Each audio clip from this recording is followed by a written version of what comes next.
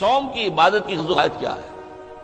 یا ایھا الذین آمنوا کتب علیکم الصیام کما کتب علی الذین من قبلکم لعلکم تتقون، اے ایمان والو تم پر بھی روزہ فرض کیا گیا ہے جیسے کہ تم سے پہلے لوگوں پر کیا گیا تھا تاکہ تمہارے اندر تقویٰ پیدا ہو جائے۔ تقویٰ کسے کہتے ہیں؟ لفظی معنی ہے بچنا، گناہ سے بچنا، حرام کام سے بچنا، حرام چیز کھانے سے بچنا، حرام خوری سے بچنا، حرام کاری سے بچنا، یہ بچنا۔ وقا یقی کے معنی ہے بچانا، وقنا عذاب النار، ہم دعا مانگتے ہیں اے اللہ ہمیں آگ کے عذاب سے بچا لے۔ تو وقا یقی بچانا، اتقا یتقی بچنا، خود بچنا، تاکہ تم بچ سکو، تمہارے اندر تقویٰ پیدا ہو جائے، تم اللہ کی نافرمانی سے بچو، گناہوں کے ارتکاب سے بچو، حرام خوری سے بچو، اس لیے تمہارے اوپر روزہ فرض کیا گیا۔ اب اس کی حکمت کو سمجھیے۔ دیکھیے ایک ہے ہماری خودی، ہماری انا۔ جب میں کہتا ہوں میں، تو میں سے مراد کیا ہے؟ یہ ہاتھ میرا ہے، یہ پاؤں میرے ہیں، یہ آنکھیں میری ہیں، یہ سر میرا ہے، یہ جسم، میں کون ہوں؟ میں کی حقیقت ذرا مختلف ہے، انا، خودی، سیلف۔ ایک ہے ہمارا حیوانی وجود، اس حیوانی وجود میں وہی سارے تقاضے موجود ہیں جو حیوانات کے اندر ہیں۔ ہر حیوان کھانا جو ہے اسے چاہیے، انسان کو بھی چاہیے۔ ہر حیوان میں نسل کشی کے لیے شہوت کا مادہ ہے، ہمارے اندر بھی ہے۔ ہر حیوان کو کوئی نہ کوئی گھونسلہ ہو، کوئی بھٹ ہو، کوئی جگہ چاہیے رہنے کے لیے، آرام کرنے کے لیے، ہمیں بھی چاہیے۔ تو حیوانی تقاضے ہمارے جو ہمارے وجود کے اندر موجود ہیں، ان کے لیے کہا ہے، فرائیڈ نے لفظ استعمال کیا ایڈیا لیبیڈو۔ یہ ایڈیا لیبیڈو بہت منہ زور ہے۔ بھوک لگتی ہے تو انسان کہتا ہے کچھ بھی ملے کھانے کو، حلال ملے حرام ملے کھاؤ۔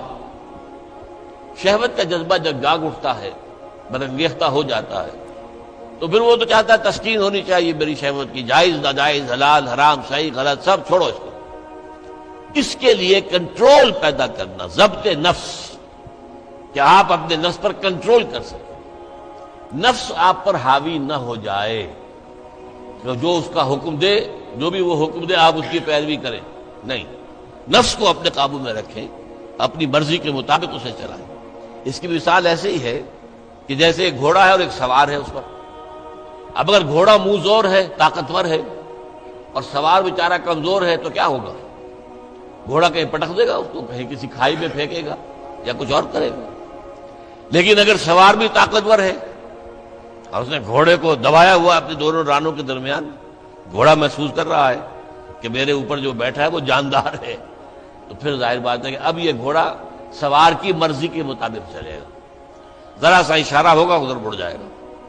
اسی طرح ہمارا یہ نفس ہے، یہ حیوانی وجود جو ہے، یہ گھوڑے کے مانند ہے، اور ہماری انا یا ہماری خودی یا ہماری سیلف یہ اس پر سوار ہے۔ اگر سیلف کمزور ہے، گھوڑا طاقتور ہے، تو انسان کی ہلاکت، بربادی ہے، تباہی ہے۔ نفس حاکم ہو گیا، نفس سے ہمارا کہ ہم غلام بن گئے، تباہی اور بربادی ہوگی۔ ہاں اگر آپ کی انا مضبوط ہے، آپ کی خودی طاقتور ہے، آپ کی سیلف جو ہے اس کے اندر طاقت ہے، تو یہ حیوانی وجود اب آپ کے کام آئے گا۔ گھوڑا جیسے آپ کو آپ کی مرضی کے مطابق لے کر جائے گا، منزل تک پہنچائے گا، ایسے اس حیوانی وجود کو استعمال کر کے آپ نیکیاں کمائیں گے، خیرات حسنات، اللہ کو راضی کرنے کے لیے کام کریں گے۔ اس ہاتھ کو اسی کام کے لیے استعمال کریں گے، ان ٹانگوں کو اسی کام کے لیے استعمال کریں گے، اس زبان کو اسی کام کے لیے استعمال کریں گے۔ تو یہ ہے اگر آپ کا کنٹرول نفس پر ہے، اس کا نام ہے ضبط نفس۔ اور یہاں میں تھوڑا سا اشارہ کر دوں کہ ایک اور لفظ بھی آتا ہے، نفس کشی، نفس کو مار دینا۔ انگریزی میں اس کے لیے لفظ ہے سیلف اینیہیلیشن۔ ایک ضبط نفس ہے، سیلف کنٹرول، ایک نفس کشی ہے، سیلف اینیہیلیشن۔ یہ سیلف اینیہیلیشن اسلام میں پسندیدہ نہیں ہے۔ نفس کو کچلو مت، گھوڑے کو مارو نہیں، یہ تو کام کی شے ہے، بس گھوڑے پر قوت حاصل کرو، گھوڑے کو اپنے کنٹرول میں رکھو، ورنہ نفس کا بھی حق ہے۔ گھوڑے کو بھی دانا پانی ڈالتے ہو کہ نہیں؟ تمہارے نفس کا بھی حق ہے۔ وَإِنَّ لِنَفْسِكَ عَلَيْكَ حَقًّا وَإِنَّ لِزَوْجِكَ عَلَيْكَ حَقًّا وَإِنَّ لِزَوْرِكَ عَلَيْكَ حَقًّا۔ تم پر تمہارے اپنے نفس کا بھی حق ہے، تم پر تمہاری بیوی کا بھی حق ہے، تم پر تمہارے جو ملنے کے لیے لوگ آئیں، ملاقاتی ہوں، زیارت کرنے کو، ان کا بھی حق ہے۔ اس نفس کا بھی حق ہے، اس نفس کا بھی حق اسے ادا کرو، لیکن حلال، حرام نہیں۔ یہ حرام اور حلال کے فرق کے لیے ضبط کی ضرورت ہے، کنٹرول کر سکتے۔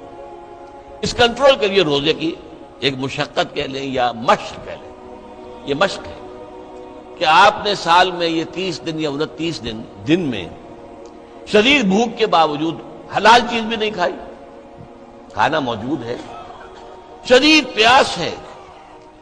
فرض کیجئے کہ آپ عین دوپہر میں دفتر سے یا کہیں کالج سے آپ آئے ہیں اور گھر پہنچے ہیں تو شدید پیاس کی وجہ سے، جب وہ موسم آ جائے گا جون کا اور مئی کے روزے جو ہیں تو تب معلوم ہوگا کہ روزہ کہتے کسے ہیں۔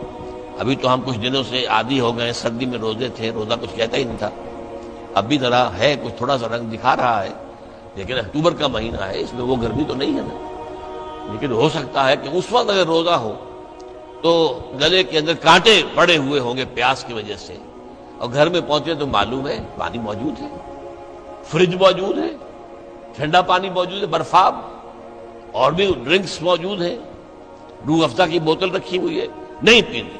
کیوں؟ اللہ کی اجازت نہیں۔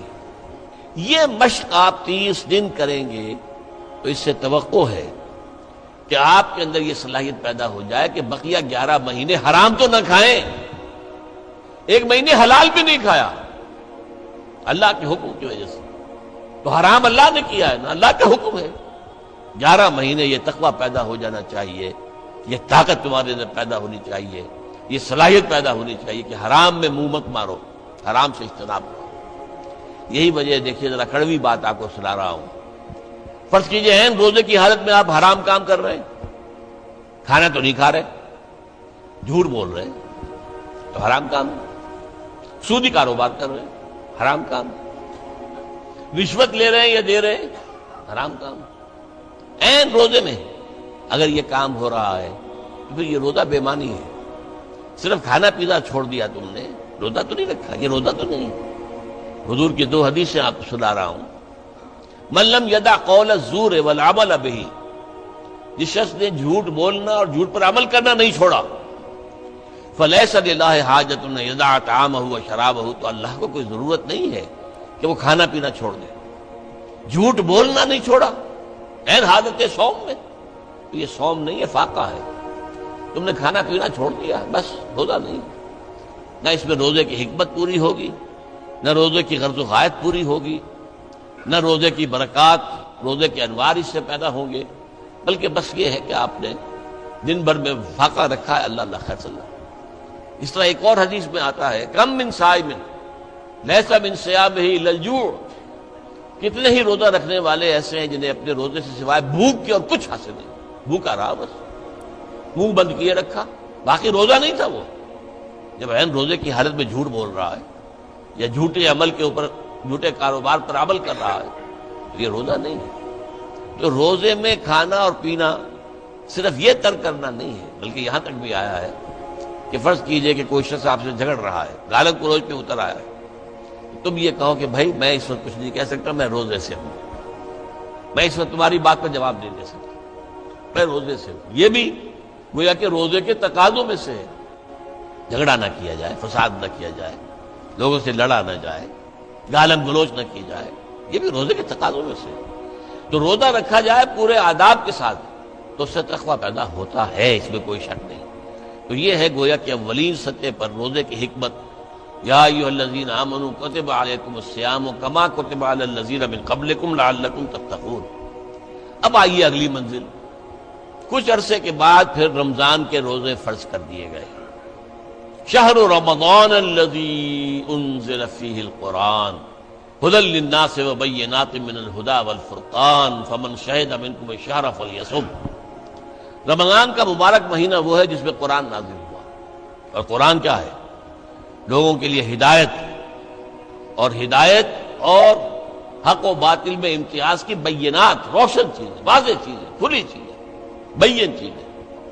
تو جو کوئی بھی تم میں سے پائے اس مہینے کو، نہ مریض ہو نہ بیمار ہو، موجود رہے اپنے گھر میں، فلیصم، تو لازم ہے اس پر کہ روزہ رکھے۔